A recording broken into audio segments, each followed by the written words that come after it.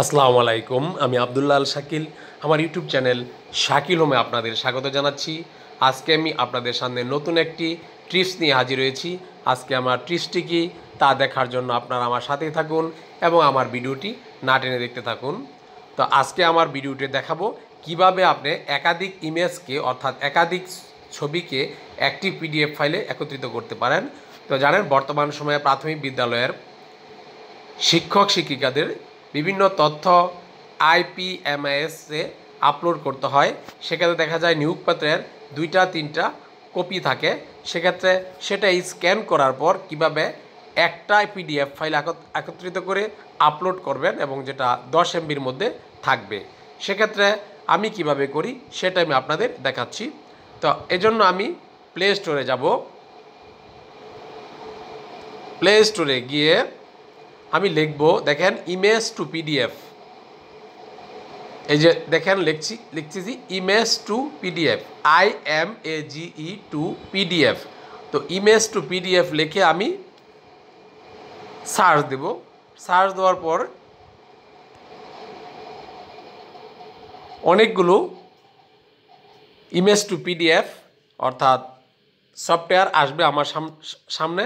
সেক্ষেত্রে আমি এখান থেকে বেছে নিব যে কোনটি আমি ডাউনলোড করব। তো এইখানে দেখেন উপর থেকে 1 2 3 4 5 6 number image to PDF converter, এটাতে আমি টাচ করব। টাচ করে দেখেন ইমেজ টু পিডিএফ কনভার্টার, এটা আমি আগেই ডাউনলোড করেছিলাম। তো এটা আপনারা ইমেজ টু পিডিএফ কনভার্টার হিসেবে অর্থাৎ আপনি ছবিকে কিভাবে পিডিএফ করবেন সেটা হিসেবে ডাউনলোড করতে পারেন।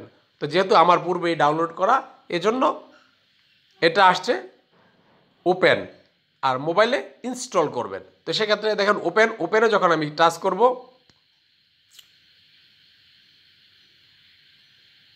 টাচ করার পর আমার একটা ইন্টারফেস আসবে।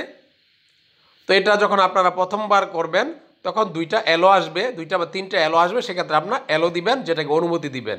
তো যেহেতু আমার পূর্বে থেকে ইনস্টল করা, সেজন্য আমার এলোটা এখন শো করছে না। তো দেখেন এরকম ইন্টারফেসটা থাকবে। তো এখানে নো ইমেজ সিলেক্টেড, অর্থাৎ আপনি কোনো ইমেজ সিলেক্ট করেন নাই, কোনো ইমেজ আপনি সিলেক্ট করেন নাই। তো যেহেতু আমি কোনো ইমেজ সিলেক্ট করি নাই, সেহেতু আমার এটা চলে আসছে। তো আমি এখন ইমেজ সিলেক্ট করব। এখানে দেখেন plus select some image first on the add button below, select some image first on the add button below, অর্থাৎ এখানে আমি টাচ করব। টাচ করার পর আছে দেখেন এই যে সিলেক্ট বাই পিকচার। তো এখানে আমি সিলেক্টে ক্লিক করব। ক্লিক করার পর আমি এই যে এখান থেকে 4টা পিকচার সিলেক্ট করব। সিলেক্ট করার পর আমার উপরে দেখেন আছে ডান। তো এখানে আমি ডানে ক্লিক করব। ডানে ক্লিক করার পর আমার যে 4টা ইমেজ আমি পিডিএফ করতে চাচ্ছিলাম সেটা আমার স্ক্রিনে চলে আসছে। এক্ষেত্রে নিচে একটু লক্ষ্য করুন, convert to PDF, convert to PDF. তো কনভার্ট টু পিডিএফে আমি টাচ করব। টাচ করার পর এখানে কনভার্ট টু পিডিএফ অপশন আসছে, এই যে নিচে কনভার্ট টু পিডিএফ। তো তার আগে আমার একটু কাজ আছে। এইখানে দেখেন ফাইল নেম আসছে। আমি যদি একটা নির্দিষ্ট ফাইল নেম অর্থাৎ নাম দেই, ভালো নাম দিলে আমাকে খুঁজে বের করতে সহজ হবে। তো আমি এখানে আমার পছন্দ মতো বা রুচি মতো যেটা আমি সহজে খুঁজে বের করতে পারবো সেটা আমি নাম দিচ্ছি। তো আমি আমার একটা নাম দিচ্ছি। দেওয়ার পর এখানে দেখেন কম্প্রেসেস ইমেজ, এটাকে রেজুলেশন আপনি কম বেশ করতে পারবেন। তো আপনি এখানে রেজুলেশন কম বেশি করবেন। তারপরে এখানে অটো আছে, তারপরে রিটার্টও আছে, তারপরে পিসের জেম আছে। তো এখান থেকে অটোটাই সিলেক্ট করা থাকলে ভালো। তো সবশেষে আপনি নিচে দিবেন কনভার্ট টু পিডিএফ। এখন আমি দেখেন কনভার্ট টু পিডিএফে দিচ্ছি।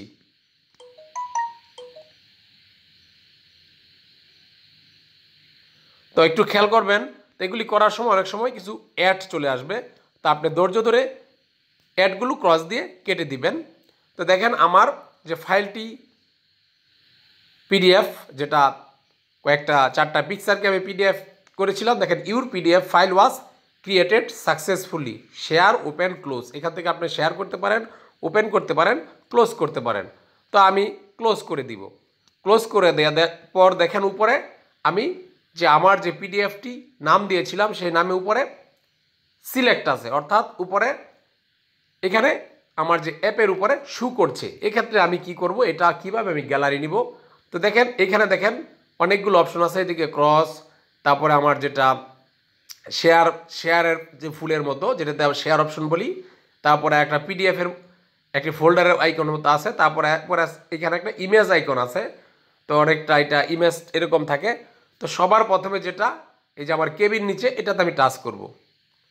টাচ করার পর আমার ডিভাইসে লোকেশন চাবে, অর্থাৎ কোন লোকেশনে সে সেভ হবে। সেক্ষেত্রে আমি এখান থেকে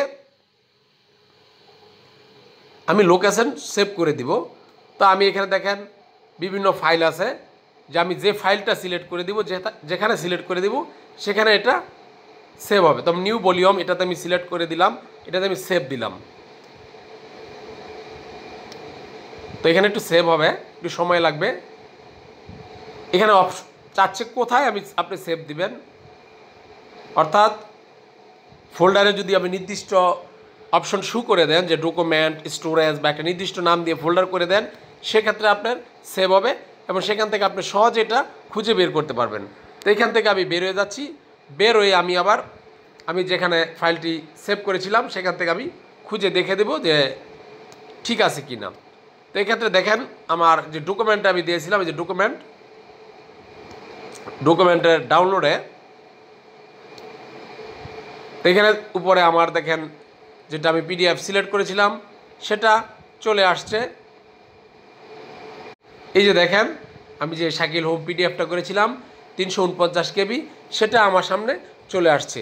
তো এখন আপনি এটা নির্দিষ্ট জায়গায় আপলোড করতে পারবেন। আপলোড করার সময় শু করবে এবং সহজেই আপনি 4 পাতার একটি ছবিকে একটি পিডিএফ আকারে আপনি সেভ করতে পারবেন।